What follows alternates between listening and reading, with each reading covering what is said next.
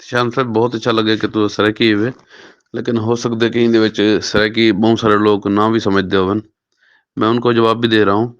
देखें, network marketing होती क्या है।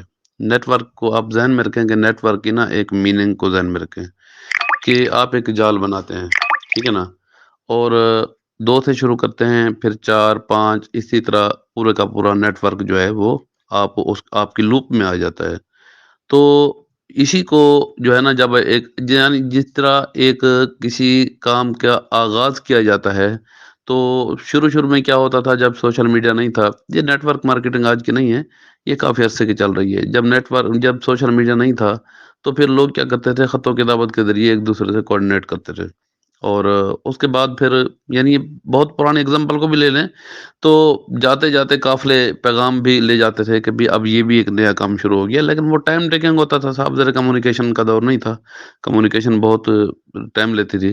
आजकल सोशल मीडिया का दौर है। मैं आपसे बात कर रहा हूँ, आप चाहे मेरी वॉइस को वायरल कर दें, पूरी दुनिया में फैला दें और चंद सेकंड में फैल जाएगी, तो ये भी एक नेटवर्क मार्केटिंग है। तो मार्केटिंग अब आसान हो गई है। आपने मेरे ख्याल से इतना ही पूछा था मेरे ख्याल से नेटवर्क के बारे में। हाँ, बी फॉर यू का पूछा है।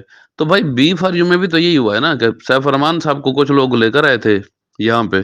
पहले वो मलेशिया में बैठे हुए थे, वहीं पे मतलब एक अपना काम कर रहे थे। फिर मैंने सुना है कि कराची में आते थे। लेकिन मैं आपको बताऊँ कि मैंने मार्च में जॉइन किया। ये मैं जो सुना है और जो लोग इस वक़्त भी चश्मदीद गवाह मौजूद हैं, मैं उनकी बातें आपको बता रहा हूँ, ठीक है ना? तो वो लेकर आए उनको पाकिस्तान में, सैफ साहब को। फिर यहीं पे बैठ के जिस तरह नेटवर्क मार्केटिंग होती थी, लोगों को बताया कि ये ब्रांड है, इसके ये फ़ायदे हैं, और उन्होंने उन्होंने यहाँ पे जो काम करने वाला था वो नहीं किया।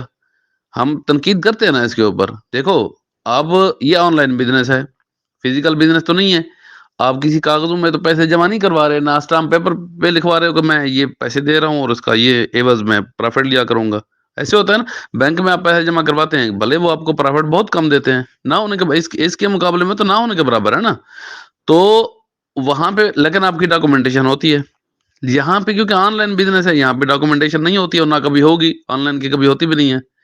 तो फिर क्या हुआ कि लोगों ने इसी के ऊपर एक बड़े-बड़े ख्वाब दिखाए और लोगों ने घर भी बेच दिए, जायदादें बेच दी, कारोबार भी खत्म हो गए लोगों के। और उन्होंने कहा कि ठीक है, पूरी ज़िंदगी चलेगा। खुद सैफ रहमान साहब ने कहा कि ये 50 साल तक चलेगा, पूरी क़यामत तक का बिज़नेस है। हमने भी वैसे ये सुनी हुई है, ठीक है?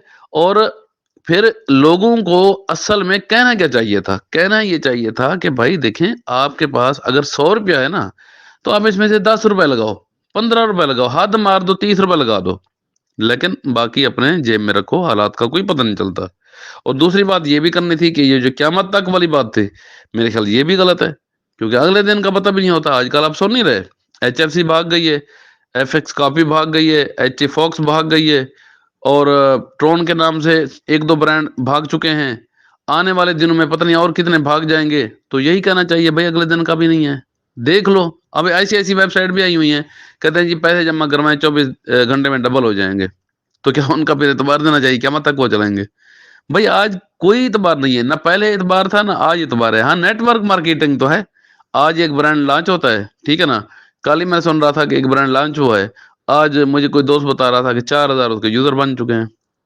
तो आप किसको रोकोगे? ये नेटवर्क मार्केटिंग है ना? तो नेटवर्क मार्केटिंग चलती रहेगी, क़यामत तक चलती रहेगी। लेकिन मैं किसी कंपनी का नहीं कह रहा क़यामत तक चलती रहेगी, ये ध्यान में रखिएगा।